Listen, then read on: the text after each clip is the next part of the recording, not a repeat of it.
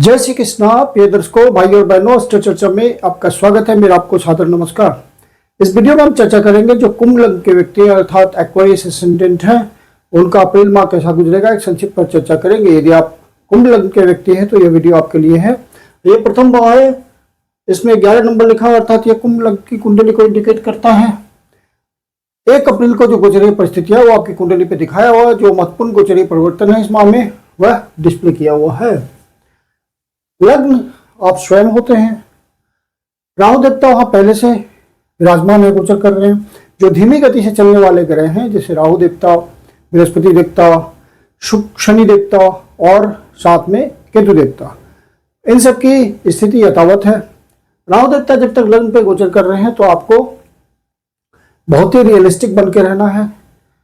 राहु जिस भाव पे गोचर करता है उस भाव पे के प्रति ऑब्सेशन देता है। आपका जो इच्छा है उसको बढ़ा चढ़ा के अम्प्लीफाई करके रिजल्ट लेने को कहता है, जो कि वास्तविक स्थिति नहीं होती है, भ्रम में लाता है राहु।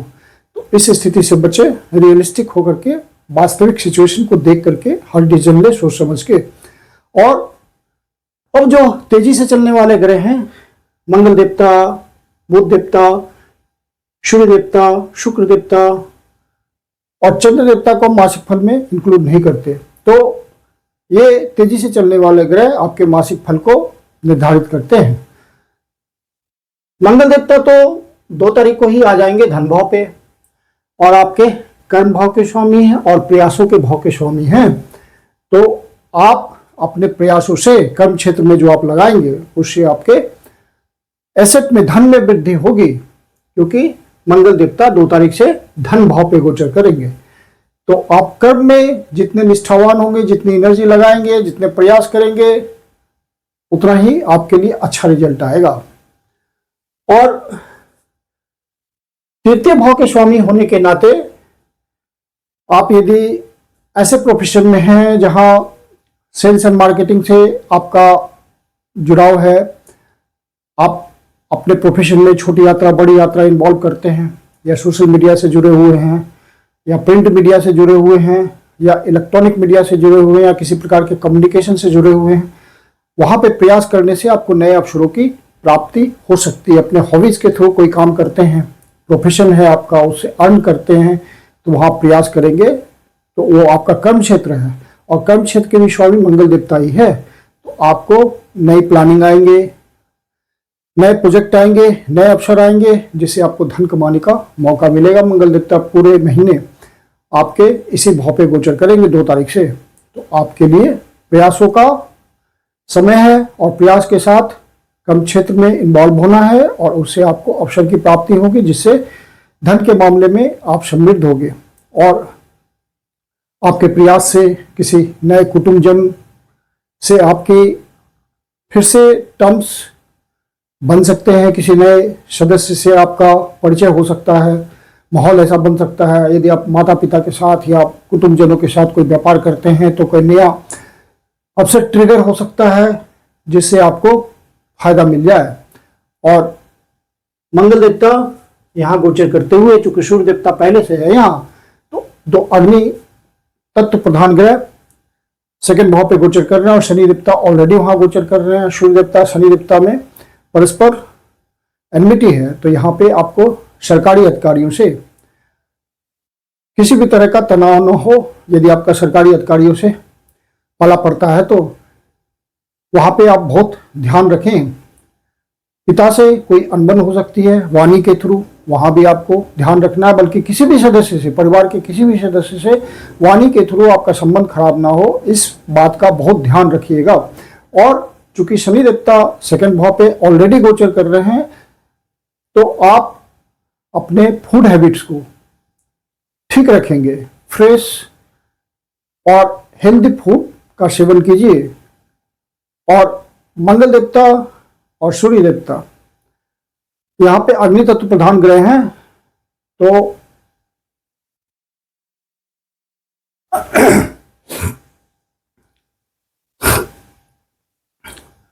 आपकी वाणी में किसी तरह का एग्रेशन दे सकते हैं। तो वहां पे अपने वाणी को सम्यक रूप से प्रेजेंट करना है। फिर फिर सूर्य देवता 14 तारीख से पहले पहले सेकंड भाव पे हैं और आपके सप्तम भाव के स्वामी हैं, बिजनेस के भाव के स्वामी हैं और द्वितीय भाव में गोचर कर रहे हैं 14 तारीख से पहले पहले। तो जो भी बिजनेसमैन हैं, बिजनेस पर्सन है, उनको बिजनेस के थ्रू कुछ अस्थायी धन बनाने का मौका मिलेगा। कुछ ऐसे अवसर आएंगे जो पब्लिक इंटरेक्शन में रह करके जनता के बीच रहकर काम करते हैं, वहीं से उनका काम धंधा है, वहीं से उनकी अर्निंग है, तो उनको कुछ विशेष नए अवसर मिलेंगे जिससे कुछ अर्निंग हो सकती है, नए कॉन्टैक्ट्स मिल सकते हैं। तो वहां पे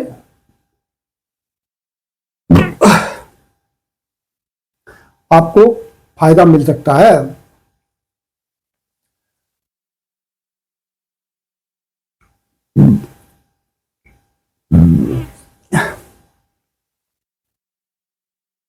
समाज के प्रभावी लोगों से भी आपके को मदद मिल सकती है अचानक से किसी भी तरह की बिजनेस के क्षेत्र में। और यदि आप बिजनेस पार्टनरशिप में करते हैं तो वहां सारे पार्टनरशिप के टर्म्स एंड कंडीशन का भी ध्यान रखते चलिए। फिर सूर्य देवता जब 14 तारीख से तीसरे भाव पे आ जाएंगे तो आपको अपने प्रयासों को बढ़ाना पड़ेगा। यदि आपका तीसरे भाव से संबंधित प्रोफेशन है, बिजनेस है, तो वो आपको नए अवसर देगा। नया कुछ प्रोजेक्ट खोल सकते हैं, नया कुछ प्लानिंग कर सकते हैं, इस तरह की बातें होगी। छोटे भाई बहनों से, बहन से आपको मधुर संबंध बनाए रखना चलना है। पड़ोसियों से किसी तरह का तनाव नहीं होना चाहिए। नेबरिंग सोसाइटी से किसी तरह का मनमुटाव नहीं होना चाहिए। इन सब बातों का ध्यान रखते हुए चलें। फिर शुक्र देवता की बात करें तो शुक्र देवता 19 तारीख से पहले पहले तीसरे भाव पे गोचर कर रहे हैं और 19 तारीख से फिर चौथे भाव पे अपने ही भाव पे गोचर करेंगे, जो कि बड़ी अच्छी स्थिति होगी शुक्र देवता की। मालव्य नामक पंच महापुरुष योग बनाएंगे और जब शुभ ग्रह चौथे भाव पे गोचर करते, शुभ भाव पे गोचर करते हैं तो यह बहुत अच्छा रिजल्ट देने वाला गोचर होता है। और चूंकि वृषभ राशि धन की राशि है तो आपको धन के थ्रू आप अपना लाइफ स्टाइल चेंज करेंगे और आपको सुख की प्राप्ति होगी। और जब तक 19 तारीख से पहले पहले शुक्र देवता आपके तीसरे भाव पे गोचर कर रहे हैं तो भाग्य का आपको साथ मिलेगा, क्योंकि भाग्य भी है आपके, और शुभ भाव पे भी आएंगे तो भी आपको भाग्य का साथ मिलेगा। और चूंकि कुंभ राशि के लिए और चूंकि कुंभ लग्न के लिए आपके शुक्र देवता योग कारक होते हैं, केंद्र भाव के स्वामी हैं। शुक्र देवता कुंभ लग्न के लिए योग कारक होते हैं क्योंकि त्रिकोण भाव के स्वामी हैं और केंद्र भाव के स्वामी हैं। तो जो भी ग्रह केंद्र और त्रिकोण दोनों के संयुक्त स्वामी होते हैं किसी लग्न के लिए, वो योग कारक कहलाते हैं। तो शुक्र देवता यहाँ योग कारक हैं तो आपको सुख देंगे, भाग्य का साथ मिलेगा आपको, आपके प्रयासों में आपको सफलता मिलेगी। आप अपने प्रयासों को सिर्फ बढ़ा दें तो आपको नए अवसरों की प्राप्ति हो जाएगी, भाग्य का साथ मिलेगा। भाग्य के साथ का मतलब यह होता है कि आपके काम बिना विघ्न बाधा के आराम से आगे बढ़ते रहेंगे, किसी तरह की रुकावट नहीं आएगी।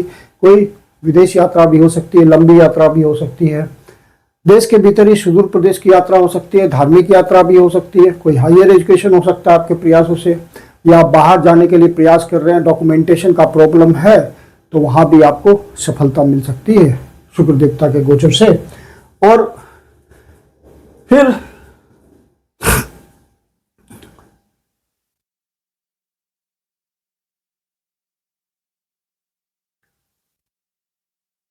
बुध देवता तो लग्न पे ही गोचर कर रहे हैं, राहु देवता के साथ बहुत बढ़िया ट्यूनिंग होती है इनकी, तो बुध देवता का रिजल्ट आपको अच्छा मिलेगा। लग्न पे गोचर कर रहे हैं मतलब बुध देवता आपको सही अवसर पहचानने की ताकत दे देंगे यहाँ गोचर करते हुए। जब भी आपके लिए अच्छा समय और अच्छे अवसर आएंगे तो आपका दिमाग काम कर जाएगा संतुलित ढंग से और आप उसका फायदा उठा लेंगे। बुध देवता के यहाँ गोचर करने का फायदा आपको जरूर मिलेगा। और बुध देवता आपके अष्टम भाव के स्वामी हैं और साथ में आपके पंचम भाव के स्वामी, तो पंचमेश का लग्न पे गोचर करना बहुत ही अच्छा है। और अष्टमेश वहां पे किस तरह से आपको सहयोग देंगे, तो अचानक से आपको कुछ ही अवसर की प्राप्ति हो जाएगी, अचानक वाली बातों से ट्रांसफॉर्मेशन हो जाएगा।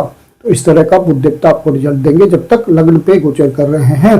यदि पंचम भाव से संबंधित आपका प्रोफेशन है, किसी कला से जुड़े हुए हैं, डांसिंग से, म्यूजिक से, पेंटिंग से, आर्टिजनशिप से, मॉडलिंग से, फैशन इंडस्ट्री से, फिल्म इंडस्ट्री से, टीवी इंडस्ट्री से, या किसी प्रकार का फन एंड एंटरटेनमेंट हो, या स्पोर्ट्स इंडस्ट्री से, या कोई स्पोर्ट्स पर्सन है आप, तो वहां पे आपको नए अवसरों की प्राप्ति होगी। बुध देवता आपको मौका देंगे, क्योंकि बुध देवता खुद ही व्यापार के कारक हैं, खुद ही नए अवसरों के कारक हैं, तो आपको वहां पे सहयोग देंगे। और चूंकि अष्टम भाव के स्वामी हैं, तो अचानक से आपको कोई सफलता मिल सकती है, अचानक से आपको कोई नौकरी भी मिल सकती है और पुण्याज के थ्रू, क्योंकि लग्न पे गोचर कर रहे हैं। और चूंकि पंचम भाव कम्युनिकेशन का, चूंकि पंचम भाव में मिथुन राशि है, तो आपको कम्युनिकेशन के थ्रू, मतलब बातचीत के थ्रू, किसी तरह के नेगोशिएशन के थ्रू, किसी तरह का इलेक्ट्रॉनिक चैटिंग के थ्रू, किसी भी माध्यम से आपको बातचीत के थ्रू, संवाद के थ्रू सफलता मिल सकती है। और बृहस्पति देवता वहीं गोचर कर रहे हैं पंचम भाव पे, तो आपको पहले से फायदा पहुंचा रहे हैं, तो आपके लिए यह अच्छा अवसर है। और पहले से आप यदि किसी लव अफेयर में हैं, आपका संबंध चल रहा है पहले से, तो यह भी अच्छा है। लव पार्टनर को समझने के लिए, गहराई में जाने के लिए आपको बहुत मदद मिलेगी।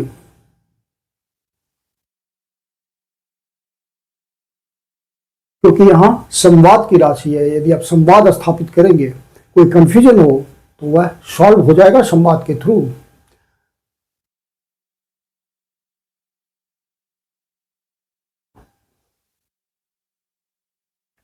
फिर बुध देवता जब यहां से निकल करके द्वितीय भाव पे 11 तारीख से गोचर करेंगे, तो ये भी अच्छा गोचर ही है, क्योंकि कुंभ राशि में गोचर करेंगे।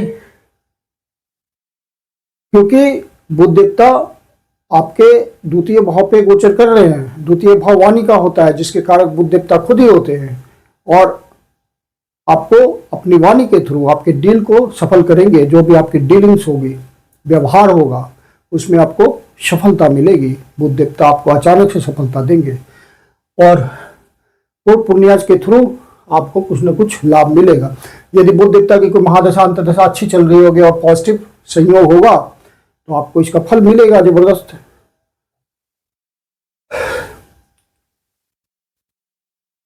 और केतु देवता पहले से सप्तम भाव पे गोचर कर रहे हैं, तो केतु देवता जिस भाव पे गोचर करते हैं वह सावधान रहने को कहते हैं।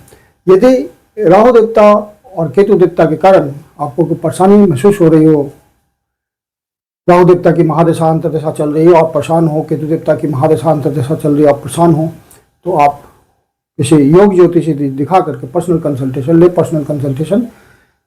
पर्सनल रेमेडी ज्यादा काम करती है। जनरल रेमेडी राहु देवता के लिए होती है कि आप किचन में बैठकर खाना खाएं, या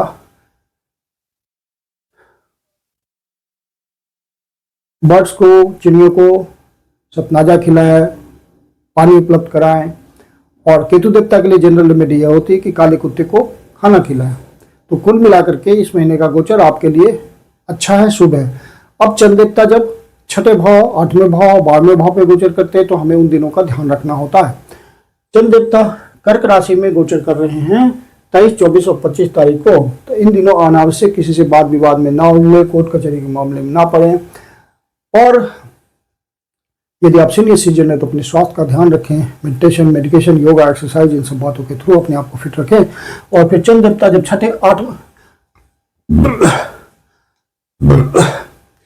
चंद्र देवता 8वें भाव पे गोचर कर रहे हैं कन्या राशि में 28, 29 और 30 तारीख को। इन दिनों कोई निगेटिव न्यूज मिल सकता है। यदि ऐसा महसूस हो, मन दुखी हो, तो शिव जी के मंदिर में जाकर शिवलिंग का दूध से जल से अभिषेक करें, ओम नमः शिवाय का जाप करें, तो शिव जी आपकी पीड़ा हल लेंगे, या विष्णु सहस्रनाम का पाठ करें। अब चंद्र देवता 12वें भाव पे गोचर करेंगे मकर राशि में 10, 11 और 12 तारीख को। इन दिनों आपकी कोई विदेश यात्रा हो सकती है, या देश के भीतर ही सुदूर प्रदेश की यात्रा हो सकती है, और इसमें आपका बजट असंतुलित हो सकता है। खर्चे पर नियंत्रण रखना जरूरी है इस समय। मैं कुंदन शर्मा आप लोग का हार्दिक स्वागत करता हूं। यदि आपके जीवन की कोई समस्या है, ज्योतिष के माध्यम से समाधान चाहते हैं तो पर्सनल कंसल्टेशन ले सकते हैं। मेरी अपनी कंसल्टेशन शुल्क होती है। कंसल्टेशन की आप बुकिंग कर सकते हैं। बुकिंग के लिए व्हाट्सएप नंबर है 9212224958। धन्यवाद।